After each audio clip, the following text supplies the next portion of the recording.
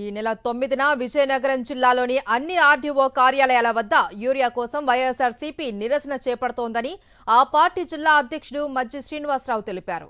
అనంతరం ఆర్డీఓలకు యూరియా కోసం రైతులు ఎదుర్కొంటున్న సమస్యలపై వినతి పత్రాలు అందిస్తాము అన్నారు. వ్యవసాయ శాఖ మంత్రి అచ్చెన్నాయుడు కామెంట్స్ పై ఆగ్రహం వ్యక్తం చేశారు. ఎరువుల కోసం దుకాణాల వద్ద రైతులు క్యూ లైన్లలో నిలబెట్టినందుకు కూటమి ప్రభుత్వం సిగ్గుపడకుండా బఫే మిల్స్ కోసం నిలబడ్డారు అని అవమానించడం తగదు అన్నారు శ్రీనివాసరావు.